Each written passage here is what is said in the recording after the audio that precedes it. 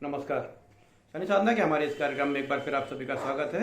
मैं आपका ज्योतिष मित्र पंडित हिमांशु नेमा आप सभी का स्वागत करता हूं और उम्मीद करता हूं कि आप सभी कुशल मंगल होंगे और ईश्वर की कृपा आप सब पर बराबर हो रही होगी।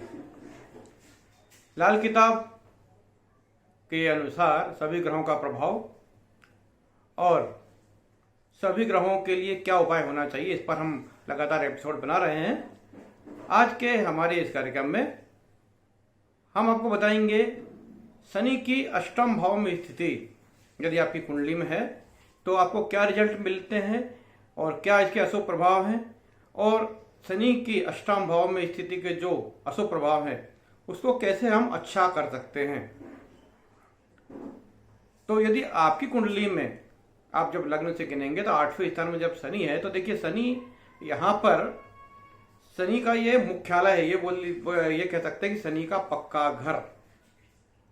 मंगल के घर पे शनि महाराज बैठे हैं। शनि ग्रह अष्टम भाव में जब बैठते हैं तो अष्टम भाव होता है आयु का।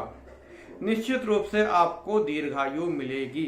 लेकिन आप एक चीज देखिए कि शनि जिस स्थान में बैठा है वो मंगल का घर है। भाइयों से मतभेद यदि आप बनाकर रखेंगे तो आपको दिक्कत होना ही है, आपके कर्म क्षेत्र में भी प्रॉब्लम हो सकती है। तो कैसे भी कोशिश कीजिए कि अपने भाइयों से बनाकर रखिए। यदि आप बनाकर नहीं रख सकते हैं तो फिर भी आप ऐसा व्यवहार मेंटेन करें कि आप लोगों में तालमेल बना रहे। तो अष्टम भाव का शनि आपको दीर्घायु अवश्य देगा, लेकिन भाइयों से मतभेद दे सकता है। यदि आप मतभेदों से बच सकते हैं तो आपके लिए अति उत्तम होगा।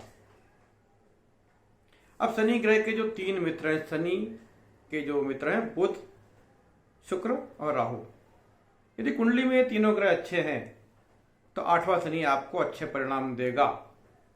लेकिन यदि ये तीनों जो शनि के ग्रुप के जो तीनों मेंबर यदि कुंडली में अशुभ हैं तो आपको जीवन में कर्म क्षेत्र में बहुत प्रॉब्लम हो सकती है।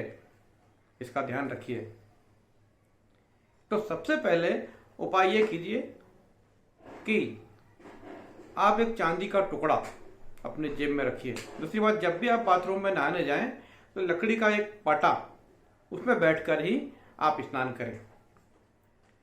अब ये देखिए अष्टम भाव के शनि की दृष्टि कहाँ पड़ रही है। पहली दृष्टि पड़ रही है कर्म क्षेत्र में, तो ये कर्म क्षेत्र में बहुत रुकावटें क्रिएट करेगा। आप शनि देव की दूसरी दृष्टि पड़ रही है धन भाव में, तो धन में कुछ ना कुछ प्रॉब्लम क्रिएट करेगा। और शनि की 10वीं दृष्टि पड़ रही है आपके पंचम भाव में, यानी संतान, शिक्षा और बुद्धि इसको बिगाड़ देगा। अब आपको क्या करना चाहिए? तो सबसे पहले देखिए, शनि के अच्छे इफेक्ट प्राप्त करने के लिए आपको भगवान सूर्य की उपासना करना चाहिए। भगवान सूर्य की उपासना करना चाहिए। मंदिर जाएं, मंदिर में जाके मत्था टेकें और वहां पर बादाम चढ़ाएं। इससे आपका शनि ग्रह आपको अच्छे परिणाम देगा। दूसरी बात, बुध ग्रह अच्छा करने के लिए अच्छा बोलें। बहन बेटियों को नमस्कार करके कुछ ना कुछ दक्षिणा देते रहें। और दूसरी बात, रक्त संबंधी जितने भी मित्र हैं उनके विषय में भले ही आपके कितने मतभेद है आपके भाइयों से, लेकिन उनके विषय में अंदर से आपको प्रेम ही रखना है। क्योंकि शनि बैठा है मंगल के घर में। यदि आप जिसके घर में बैठे हैं उसका ही गड्ढा खोदेंगे या उसको परेशान करेंगे तो आपको दिक्कत होने वाली है। तो मंगल होता है भाई और बंधुओं का कारक, रक्त संबंधों का कारक, उनसे आपको बनाकर रखना चाहिए। तो ये रहा हमारा अष्टम भाव में शनि क्या बैड इफेक्ट देता है और उसके क्या उपाय करना चाहिए। इसके लिए मैंने एक शॉर्ट में एक छोटा सा प्रोग्राम बनाया है। आपको लगता है कि और जानकारी चाहिए तो मुझे आप मैसेज भेजिए, मुझे आप बताइए कि पंडित जी इसमें हमें और जानकारी चाहिए। कोई पर्सनल क्वेश्चन है तो आप मुझे मैसेज कर सकते हैं। मैं आपको निश्चित रूप से यथासंभव मार्गदर्शन देने का प्रयास करूंगा क्योंकि मेरा काम ही यही है।